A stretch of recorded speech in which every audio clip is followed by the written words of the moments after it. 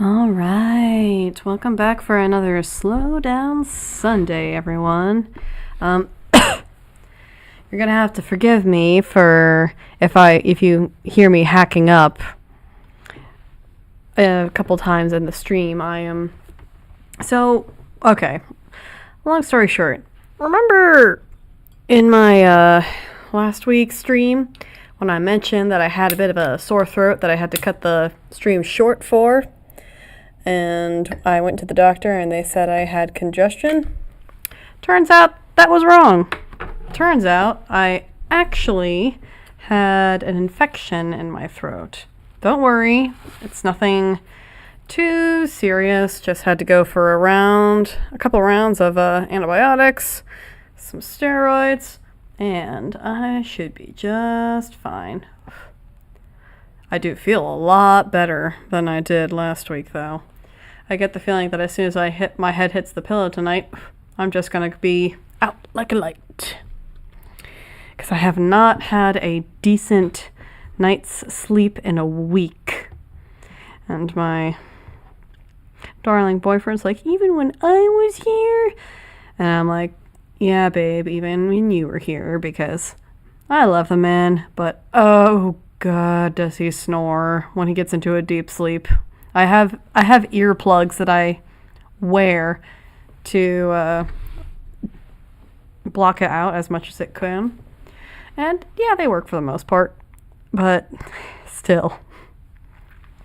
I got my phone out here now with the chat open because once I flip over to the PowerPoint, I won't be able to actually see you guys when you post a chat. So yeah, I'm going to try and pay attention to that while I'm reading tonight. And a little bit of announcement when it comes to the comic book. So, as you know, last week was the last day of the campaign, and we made it. Woo. But apparently, Indiegogo was not too happy that I myself contributed to the campaign. Because it was like it was 1,900 something. So I figured, okay, I'll just pitch in the rest myself and we should be good, yeah? Well, apparently they don't like that, and I don't know why. Oh well, we'll figure it, whatever. So my aunt came in to donate a couple bucks so we can actually get to the 2,000 goal. It's because it is a fixed campaign goal. It's not a flex campaign goal. But hopefully that is going to get resolved, and as soon as I get the funds in, I will place in the print order to get the books printed. There were a few people who either just ordered the digital copy, they just ordered the digital copy, or they ordered the digital copy with the physical copy. I have already emailed those people with the PDF, so they should have it. I am terribly sorry for the delay, but as soon as anything happens, you guys will be the first ones to know. Alright, with that, all of that out of the way, let's get that show started.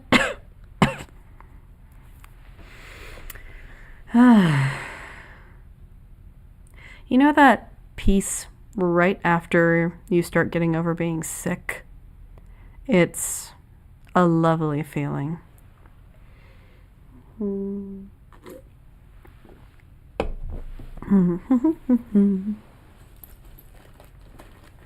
Apparently there's a lot of chatter going on in the indie comic sphere and Twitter.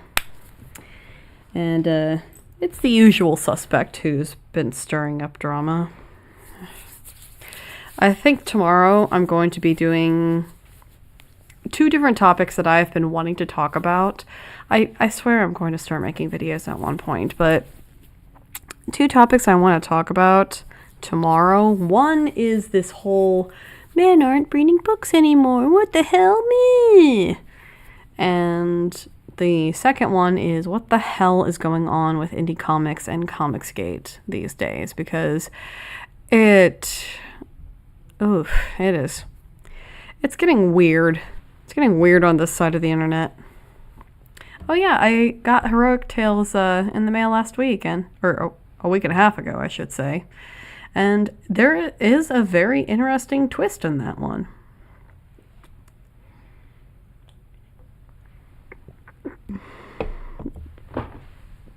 Okay. So Christmas Carol.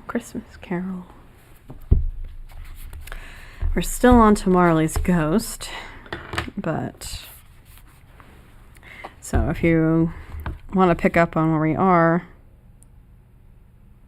we were just at the point where Scrooge gets to the front door of his house, and he's noticing that the knocker is Marley's face instead of just the regular knocker. Here.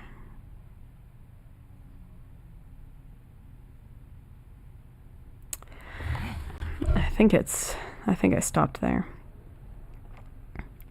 As Scrooge looked fixedly at the phenomenon, it was a knocker again.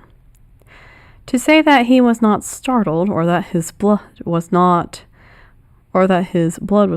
conscious of a terrible sensation to which it had been a stranger from infancy, would be untrue. But he put his hand upon the key he had relinquished, turned it sturdily, walked in, and lighted a candle. He did pause with a moment's irresolution before he shut the door, and he did look cautiously behind it first, as if he half expected to be terrified with the sight of Marley's pigtail sticking out into the hall. But there was nothing on the back of the door, except the screws and the nuts that held the knocker on, so he said, "Pooh-pooh," and closed it with a bang. The sound resounded through the house like thunder. Every room above and every cask in the wine merchant's cellar below appeared to have a separate peal of echoes of its own. Scrooge was not a man to be frightened by echoes. He fastened the door and walked across the hall and up the stairs slowly, too, trimming his candle as he went. You may talk vaguely about driving a coach and six up a good old flight of stairs, or through a bad young Act of Parliament. But I mean to say you might have got a hearse up that staircase and taken it broadwise, with a splinter bar towards the wall and the door towards the balustrades, and done easy. Sometimes when I'm reading Dickens, I'm wondering if he's just going off on a tangent just to amuse himself. Which, I mean, I can't exactly blame him, because I sometimes do the same thing as a writer. Try to keep that down, because I've been told by some readers of my articles that they get a little annoyed when I go off on tangents, so whatever. Ooh, hey, someone else is here. Yay! Hello! There was plenty of width for that, and room to spare, which is perhaps the reason why Scrooge thought he saw a locomotive hearse going on before him in the gloom. Half a dozen gas lamps out of the street wouldn't have lighted the entry too well, so you may suppose that it was pretty dark with Scrooge's dip. Up Scrooge went, not caring a button for that. Darkness is cheap, and Scrooge liked that. Yeah, but it's also very hard to find when you accidentally drop your keys somewhere. But before he shut his heavy door, he walked through his rooms to see that all was right. He had just enough recollection of the face to desire to do that. I'm reminded of this funny clip recently. I forget which celebrity it was because I am totally face blind. But his daughter asked him, "Hey, Daddy, what's the scariest movie you've ever seen?" And he didn't want to tell her at first because he knew that the moment he told her, she would want to see it. But he finally said, "Yeah, it's The Shining." And of course, she wanted to see The Shining, so they watched The Shining. And after watching The Shining, the daughter's like, "That movie wasn't too scary, Daddy." And then later that night, she slept in bed with her parents. Like, alright. Sitting room, bedroom, lumber room, all as they should be. Nobody under the table, nobody under the sofa, a small fire in the grate, spoon and basin ready, and the little saucepan of gruel. Scrooge had a cold in his head upon the hob. Nobody under the bed, nobody in the closet, nobody in his dressing gown, which was hanging up in a suspicious attitude against the wall. Lumber room as usual. Old fire guard, old shoes, 2 fish baskets, washing stand on 3 legs, and a poker. Quite satisfied, he closed his door and locked himself in. Double locked himself in, which was not his custom. Thus secured against surprise, he took off his cravat, put on his dressing gown and slippers, and his nightcap, and sat down before the fire to take his gruel. Still can't believe gruel was actually like a thing back in the day. It was a very low fire indeed, nothing on such a bitter night. He was obligated to sit close to it and brood over it before he could extract the least sensation of warmth from such a handful of fuel. The fireplace was an old one, built by some Dutch merchant long ago, and paved all around with quaint Dutch tiles designed to illustrate the scriptures. There were Cain and Abel's, Pharaoh's daughters, queens of Sheba, angelic messengers descending through the air on clouds like featherbeds, Abraham's, Belshazzar's, apostles putting off to the sea in butterboats, hundreds of figures to attract his thoughts. And yet that face of Marley, 7 years dead, came like the ancient prophet's rod, and swallowed up the whole. If each smooth tile had been a blank at first, with power to shape some picture on its surface from the disjointed fragments of his thoughts, there would have been a copy of old Marley's head on every one. "Humbug," said Scrooge, and walked across the room. After several turns, he sat down again. As he threw his head back in the chair, his glance happened to rest upon a bell, a disused bell, that hung in the room, and communicated for some purpose now forgotten with a chamber in the highest story of the building. It was with great astonishment, and with a strange, inexplicable dread, that as he looked, he saw the bell begin to swing. It swung so softly in the onset that it scarcely made a sound, but soon it rang out loud, and so did every bell in the house. It might have lasted half a minute, or a minute, but it seemed an hour. The bells ceased as they had begun together. They were succeeded by clanking noise deep down below, as if some person were dragging a heavy chain over the casks in a wine merchant's cellar.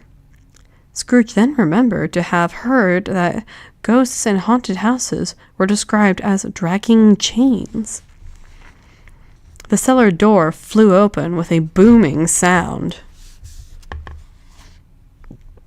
Oh, little illustration. And then he heard the noise much louder on the floors below, then coming up the stairs, then coming straight towards his door. "It's humbug still," said Scrooge. "I won't believe it." His color changed, though, when, without pause, it came on through the heavy door, and passed into the room before his eyes. Upon its coming, the dying flame leaped up as though it cried, "I know him! Marley's ghost!" and fell again. The same face, the very same face. Marley in his pigtail, unusual waistcoat, tights and boots. The tassels on the latter bristling, like his pigtail, and his coat skirts, and the hair upon his head. The chain he drew was clasped about his middle.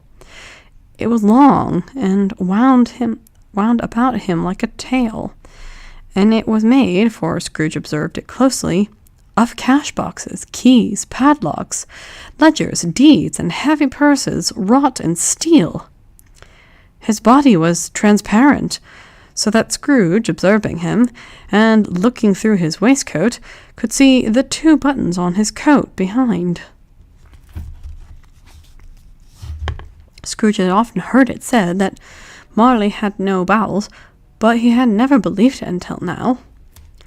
No, nor did he believe it even now, though he looked the phantom through and through, and saw it standing before him, though he felt the chilling influence of its death-cold eyes, and marked the very texture of the folded kerchief bound about its head and chin, which wrapper he had not observed before.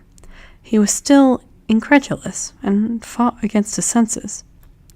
Now, said Scrooge, caustic and cold as ever. What do you want with me?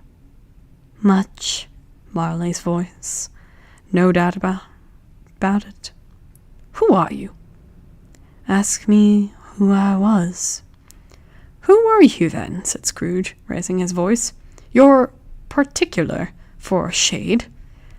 He was going to say to a shade, but substituted this as more appropriate. In life, I was your partner, Jacob Marley. Can you sit down? Asked Scrooge, looking doubtfully at him. I can. Do it then. Scrooge asked the question because he didn't know whether a ghost so transparent might find himself in a condition to take a chair, and felt that, in the event of its being impossible, it might involve the necessity of an embarrassing explanation. But the ghost sat down on the opposite side of the fireplace as if he were quite used to it. Sorry, folks.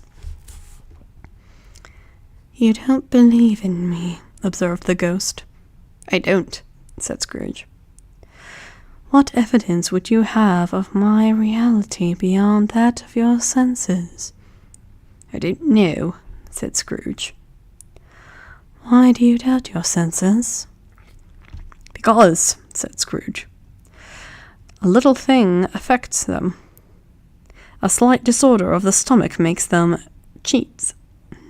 You may be an undigested bit of beef, a blot of mustard, a crumb of cheese, a fragment of underdone potato.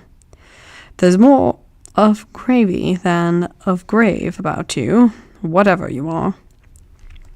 Scrooge was not much in the habit of cracking jokes, nor did he feel in his heart by any means waggish then.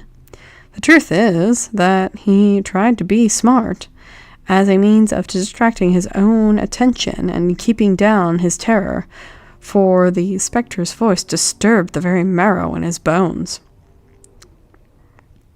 To sit staring at those fixed, glazed eyes in silence for a moment would play, Scrooge felt, the very deuce with him. There was something very awful, too, in the spectre's being provided an infernal atmosphere of its own. Scrooge could not feel it himself, but this was clearly the case. For though the ghost sat perfectly motionless, its hair, skirts, and tassel were still agitated as by the hot vapors from an oven.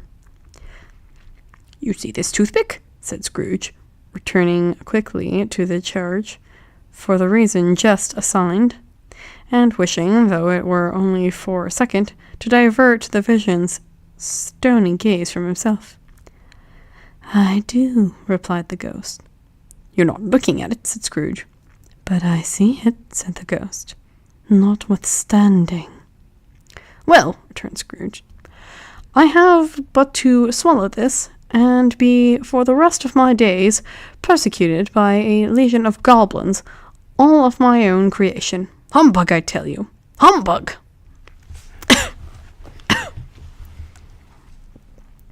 At this, the spirit raised a frightful cry and shook its chains with such a dismal and appalling noise that Scrooge held on tight to his chair to save himself from falling in a swoon.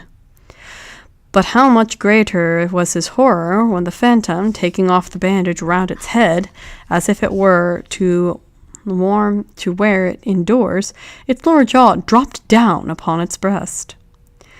Scrooge fell upon his knees and clasped his hands before his face. "Mercy," he said. "Dreadful apparition, why do you trouble me?" "Man of the worldly mind," replied the ghost, "do you believe in me or not?"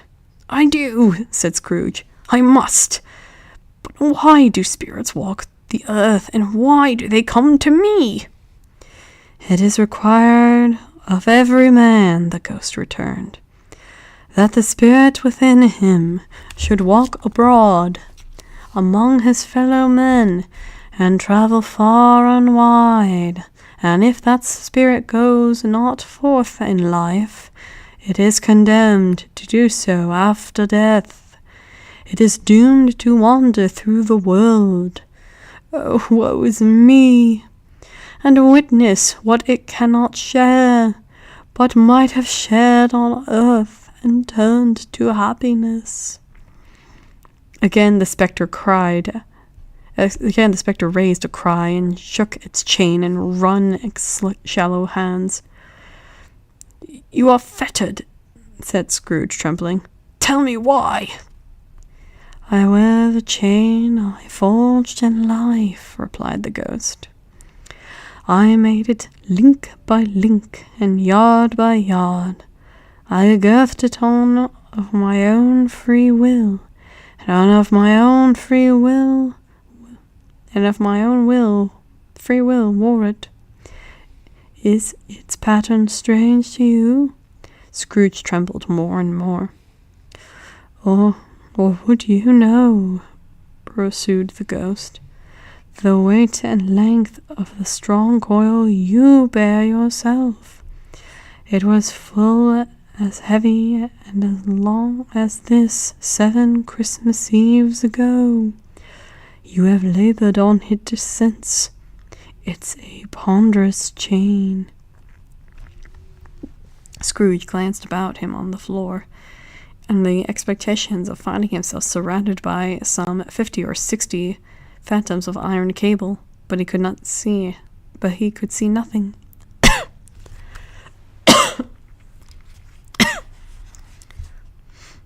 "Jacob," he said, imploring. "Oh, Jacob Marley, tell me more. Speak comfort to me, Jacob." "I have none to give," the ghost replied. "It comes from other regions, Ebenezer Scrooge, and is conveyed by other ministers to other kinds of men. Nor can I tell you what I would. A very little more is all permitted to me. I cannot rest, I cannot stay, I cannot linger anywhere. My spirit never walked beyond our counting house. Mark me! In life, my spirit never roved beyond the narrow limits of our own money-changing hole, and weary journeys lie before me."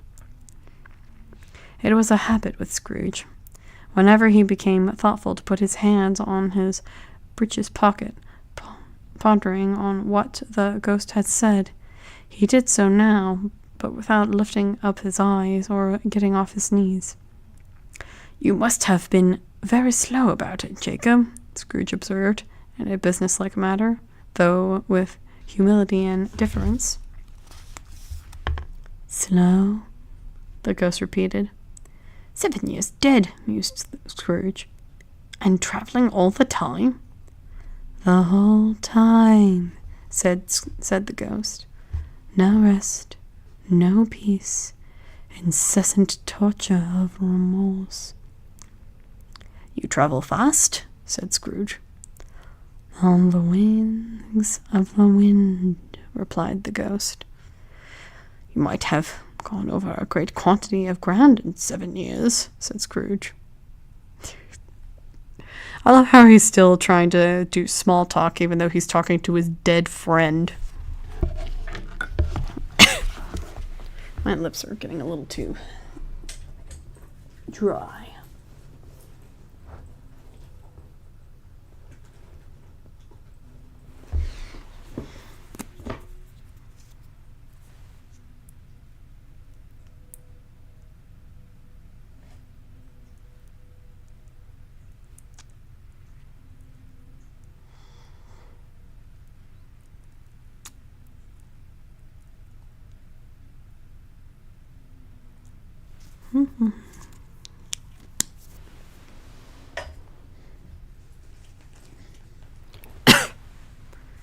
Drinking some snake oil today.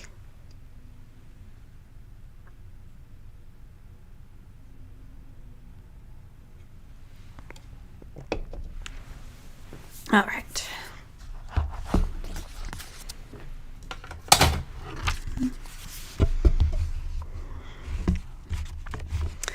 The ghost, on hearing this, set up another cry and clanked its chains so hideously in the dead silence of the night that the ward would have been justified in indicting it for a nuisance.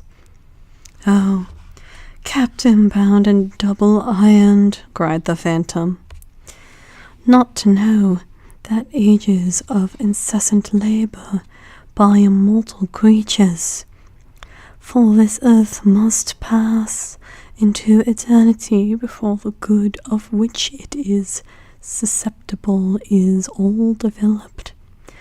Not to know that any Christian spirit looking kindly in its little sphere, whatever it may be, will find its mortal life too short for its vast meaning of usefulness.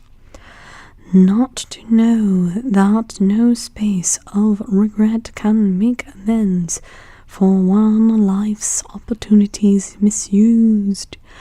Yet such was I, oh, such was I." "But you were always a good man of business, Jacob," faltered Scrooge, who now began to apply this to himself. "Business!" cried the ghost, wringing its hands. "Mankind was my business.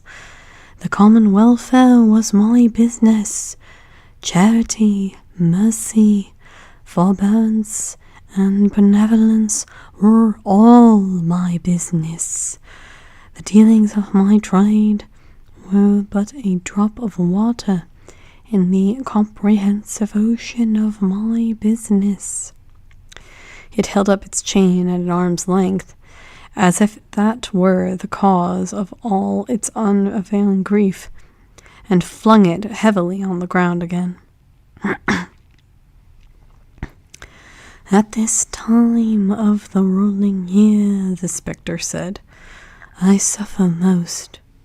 Why did I walk through crowds of fellow beings with my eyes turned down, and never raise them to that blessed star which led the wise men to a poor abode?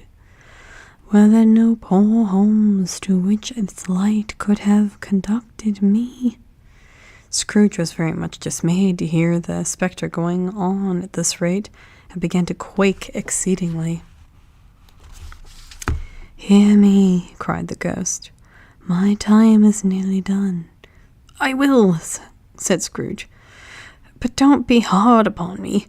Don't be flowery, Jacob, pray." "How it is that I appear before you in a shape that you can see, I may not tell. I have sat invisible beside you many and many a day." It was an agreeable idea.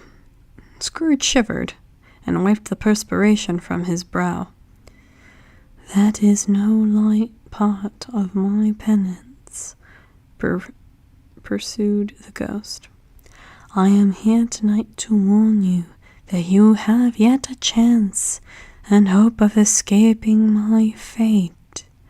A chance and a hope of my procuring, Ebenezer. "You were always a good friend to me," said Scrooge. "Thank ye." "You will be haunted," resumed the ghost, "by 3 spirits." Scrooge's countenance fell almost as low as the ghost's had done. "Is that the chance and hope you mentioned, Jacob?" "Please give me a chance to change." "All right, here it is. Actually, is there another way to go about it?"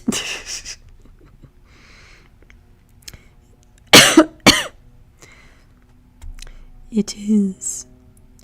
I think I'd rather not," said Scrooge. "Without visits," said the ghost, "you cannot hope to shun the path I tread. Expect the first tomorrow when the bell tolls 1. "Couldn't I take them all at once and have it over with, Jacob?" hinted Scrooge. "Expect the second on the next night at the same hour. The third upon the next night when the last stroke of 12 has ceased to reverberate. Look to see me no more, and look that, for your own sake, you remember what has passed between us." When it had said these words, the spectre took its wrapper from the table and bound it round its head as before. Scrooge knew this by the smart sound of its teeth made when the jaws were brought together by the bandage. He ventured to raise his eyes again and found his supernatural visitor confronting him in an erect attitude, with its chain wound over and about its arm.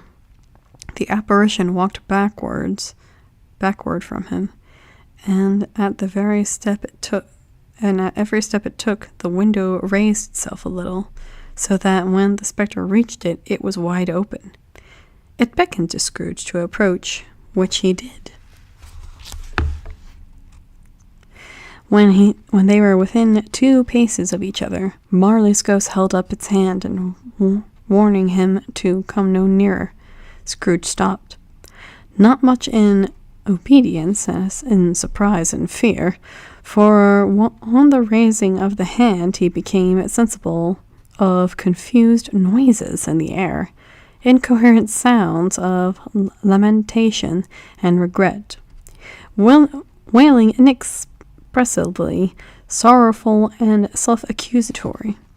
The spectre, after listening for a moment, joined the mournful dirge and floated out upon the bleak, dark night.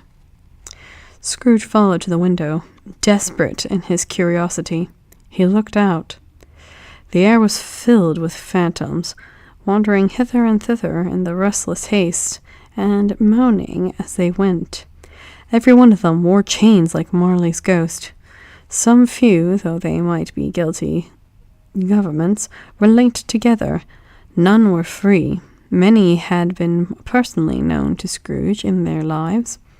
He had been quite familiar with one old ghost in a white waistcoat, with a monstrous iron safe attached to its ankle, who cried piteously at being unable to assist a wretched woman with an infant, whom it saw below upon a doorstep.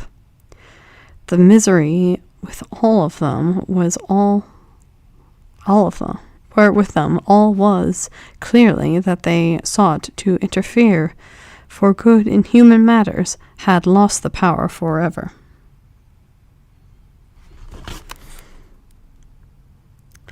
I'm looking at the illustration here. Wherever these creatures faded into mist, or mist enshrouded in them, he could not tell. But they and their spirit voices faded together, and the night became as it had been when he walked home. Scrooge closed the window and examined the door by which the ghost had entered. It was double-locked, as he had locked it with his own hands, and the bolts were undisturbed. He tried to say, "Humbug," but stopped at the first syllable. And being from the emotion that he had undergone, or the fatigues of the day, or his glimpse of the invisible world, or the dull conversations of the ghost, or the lateness of the hour, much in need of repose, went straight to bed without undressing, and fell asleep upon the instant.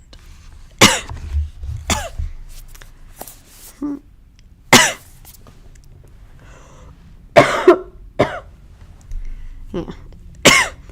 These coughs sounds worse. It sounds worse than it is. Yesterday, I had a full-on coughing fit while I was over at Half Price Books.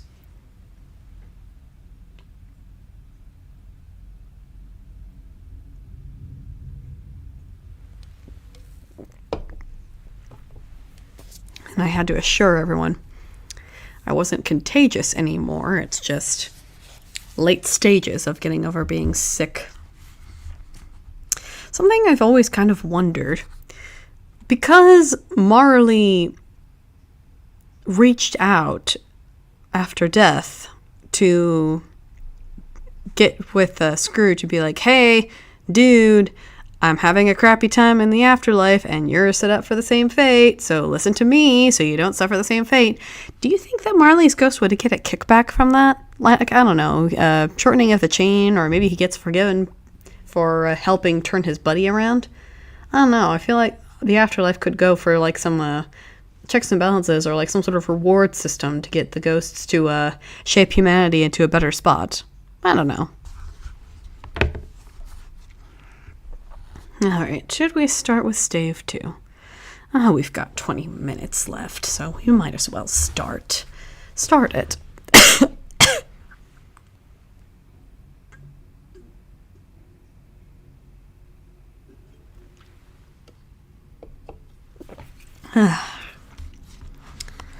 Stave 2. The first of the three spirits. When Scrooge awoke, it was so dark that, looking out of the bed, he could scarcely distinguish the transparent window from the opaque walls of his chamber. He was endeavoring to pierce the darkness with his ferret eyes when the chimes of a neighboring church struck the 4 quarters. So he listened for the hour. To his great astonishment, the heavy bell went on from 6 to 7, and from 7 to 8, and regularly up to 12, then stopped. 12! It was past 2 when he went to bed. The clock was wrong. An icicle must have gotten into the works. 12! He touched the spring of his repeater to correct this most preposterous clock, its rapid little pulse beating 12, and stopped. Why, it isn't possible, said Scrooge, that I can have slept through a whole day and far into another night. It isn't possible that anything has happened to the sun, and this is 12 at noon. The idea being an alarming one, he scrambled out of the bed and groped his way to the window. He was obliged to rub the frost off with the sleeve of his dressing gown before he could see anything, and could see very little then. All he could make out was that it was still very foggy and extremely cold, and that there was no noise of people running to and fro and making a great stir. And there unquestionably would have been, if night had beaten off bright day and taken possession of the world. This was a great relief, because 3 days after sight of this first exchange pay to Mr. Ebenezer Scrooge, or his order, and so forth, would have become a mere United States security if there were no days to count on. Scrooge went to bed again, and thought, it over and over and over, and could make nothing of it. The more he thought, the more perplexed he was, and the more he endeavored not to think. The more he thought, Marley's ghost bothered him exceedingly. Every time he resolved within himself, after mature inquiry, that it was all a dream, his mind flew back again, like a strong spring released to its first position, and presented the same problem to be worked all through. Was it a dream or not? Scrooge lay in this state until the chime had gone 3/4 more, when he remembered, on a sudden, that the ghost had warned him of a visitation when the bell tolled 1. He resolved to lie awake until the hour was past, and, considering that he could no more go to sleep than go to heaven, this was perhaps the wisest resolution in his power.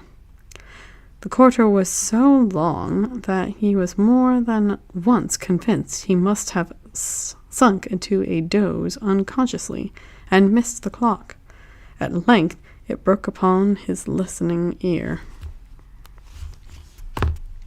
Ding dong! 1/4 Scrooge counted. Ding dong! 1/2, said Scrooge.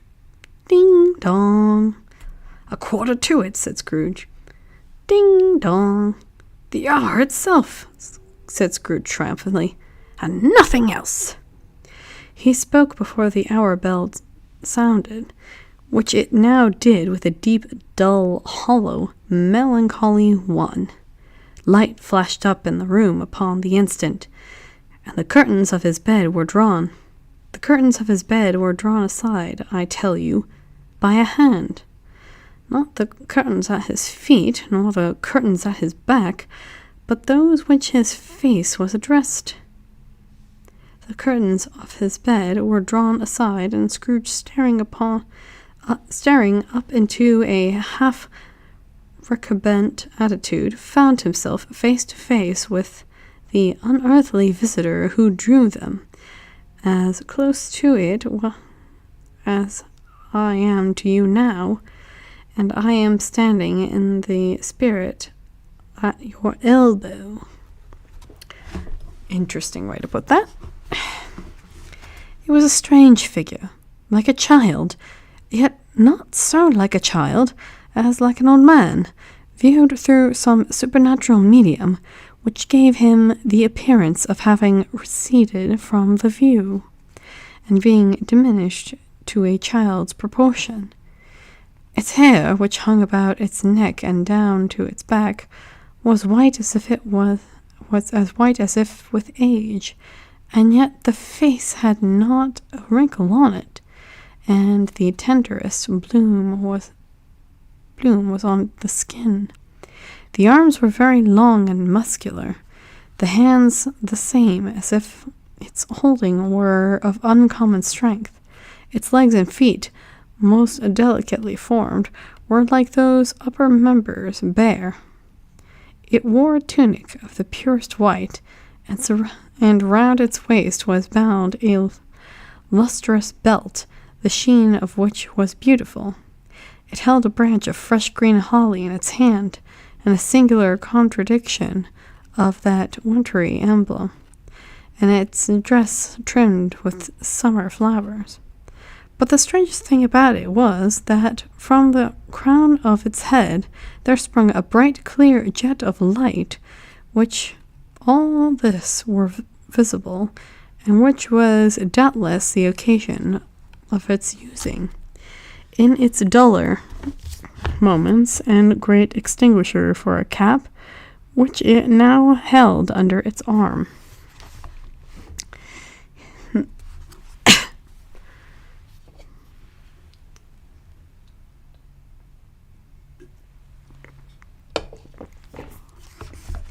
Even this, when Scrooge looked at it with increasing steadiness, was not its strangest quality, for as its belt sparkled and glittered now in one part and now in another, and that was light one instant and another time it was dark, so the figure itself fluctuated in its distinctness, being now a thing with one arm, now with one leg, now with 20 legs, and now with a pair of eyes without a head, and now a head without a body, with which dissolving parts no outline would be visible in the dense gloom wherein they melted away. And in the very wonder of this, it would be itself again, distinct and clear as ever. Biblically accurate ghost. Are you the spirit, sir? Whose coming was foretold to me? I am. The voice was soft and gentle, singularly low, as if intended to be so close beside him. It were beside him. It were at a distance. Oh, and what are you? Scrooge demanded. I am the ghost of Christmas past.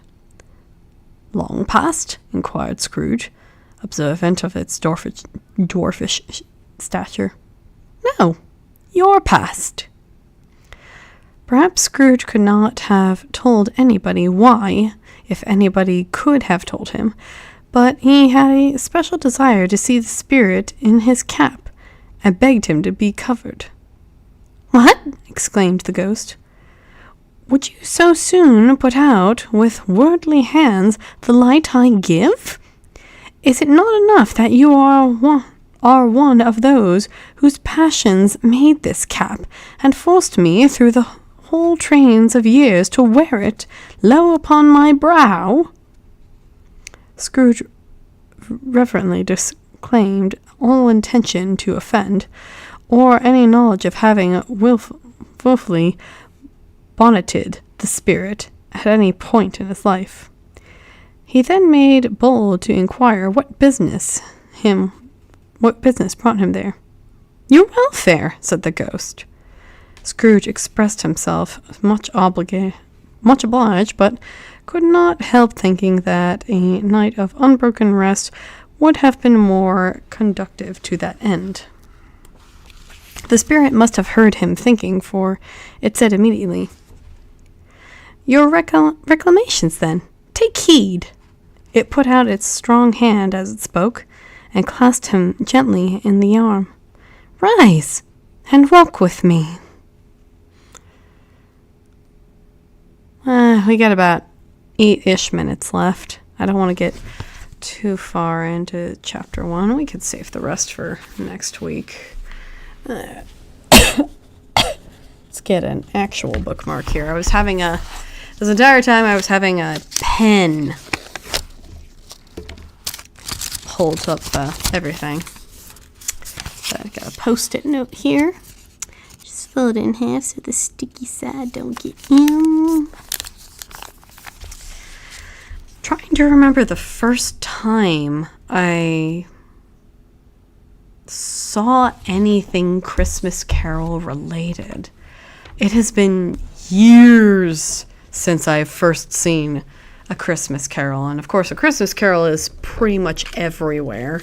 So it's like not, oh, how old were you? It's just trying to figure out when. I think I was like a little girl, very, very, very little girl. And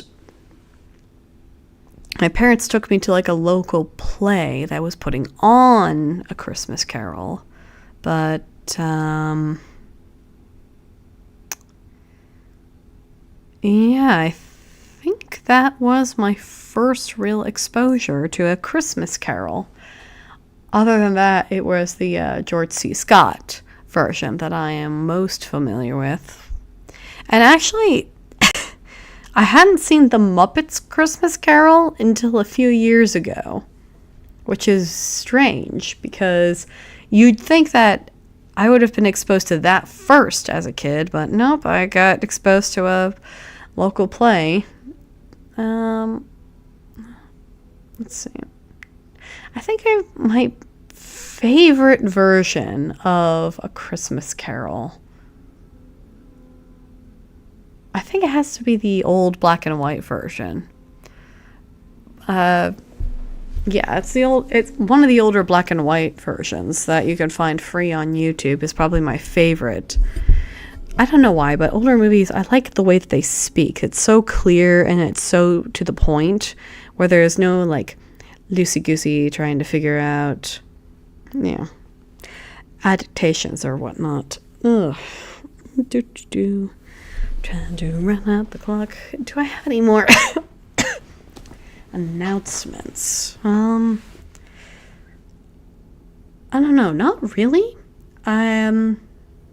Martin is hard at work getting done with issue 2 of Next Evolution. We're about midway through that. He's actually working on page 8 right now of issue 2, and I'm still trying to get my butt into gear getting issue 3 written.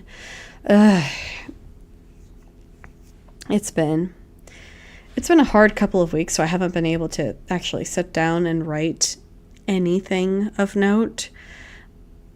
Like, so the week of Thanksgiving, I came down with like this flu type thing, and I was like out for Monday, Tuesday, Wednesday, and Thursday I was well enough to go and see everyone for Thanksgiving. Friday, tried to do Black Friday, and then I get sick with an infection, and I am just desperately running around trying to figure out what the hell is wrong with me. Because when it comes to infection, it doesn't necessarily go away the same way that any other illness does. So I was desperate to try and get myself diagnosed so that I could fix the problem before it became an even bigger problem.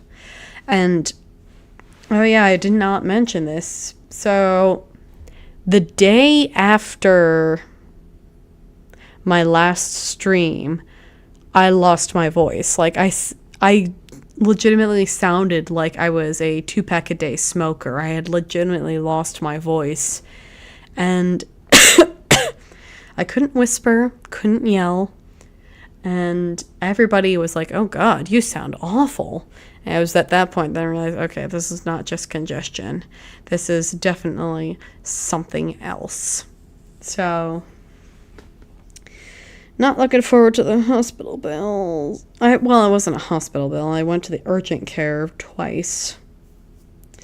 But I am not looking forward to that. I'm not looking forward to other things that gotta get done. A lot of things are piling on to me right now, folks. I hate to be, like, complaining, and I'm not gonna get into it. But I was talking to my bartender earlier, because I was drinking at one of my local bars earlier.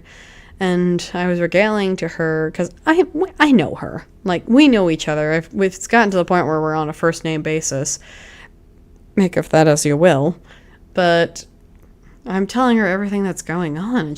And I'm like, I must have, at some point, pissed off a witch for all of this stuff to come on to me at once. We've got the Indiegogo thing, we've got me being sick, we got a couple of other personal things going on. It's like, well, it's like, who did I piss off to get this? And why is all of this falling onto my lap now? Why can't I just have a moment of peace, especially since it's the holiday season? I mean, getting ready for the end of the year, getting ready for Christmas. It's like, it's already stressful enough trying to manage the holidays. Can I get a bit of a break? I don't know. Oh, I saw a post by RJ. They've been having some delays on the art for Crom the Destroyer. Apparently there's been some shenanigans going on behind the scenes there. How do I feel it right now? And apparently Indiegogo is not doing too well themselves, which is probably part of the reason why they are delaying my funding money. Well, yeah, and that whole situation with Tim Lim, where they were intentionally keeping the money from him, which I'm pretty sure is illegal.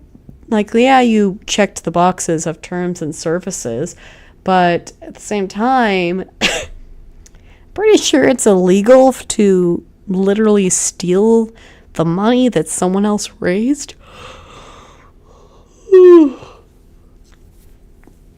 But I don't know. Do you think Tim Linwood might sue Indiegogo? Because if he did, that would be... Oh my god, that would be big. I'm not gonna say it's like amazing or anything, but it is going to be a very, very strange time because indie comics is going through a very strange time already. But to have something big like that fall onto our laps and to get that done, that is going to be an interesting one. I'll talk a little bit more about this tomorrow, but I feel like I don't think the indie scene is going to be lasting too much longer, in my estimation. Not because there aren't any talented people out there or that there's not enough fervor to keep it going. It's just, I think we're coming to the natural part of the cycle where it bounces back and forth between structure and anarchy when it comes to like economics and stuff, and trying to like bust out into like a brand new thing, kind of like how with like Bitcoin, it was like when it finally came out, it was like the Wild West of cryptocurrency, and then it got structured, and we're going a little bit more with anarchy and structure, and I think we're heading the tail end of the anarchy phase for indie comics as we know it, and I think we're going to head back to a structure where there are going to be main publishers that are either going to be created or publishers now that are going to get their feet back on the ground and get everything back under control. Because something like what indies comics have been doing for the last 5 years, it was necessary in the process because the industry was going off the rails, but we are reaching towards that end. And I'll save that for tomorrow. We're done reading tonight.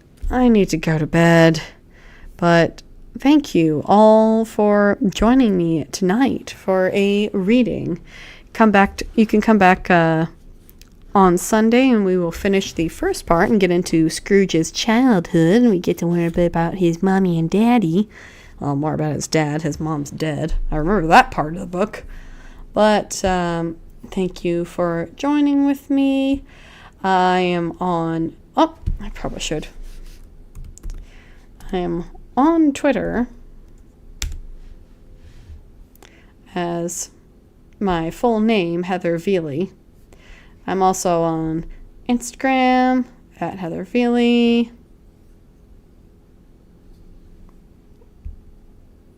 Yep, there I am. And I also have my Medium. I'm a little surprised I haven't really talked about this, but yeah, I got a Medium account. Boop. There I am. Took that at the community festival a couple of years ago. Need to update my profile pictures, but then again, I have gained a little bit of weight lately. Anyways, thank you all for joining me tonight, and I hope you have a lovely evening. Bye.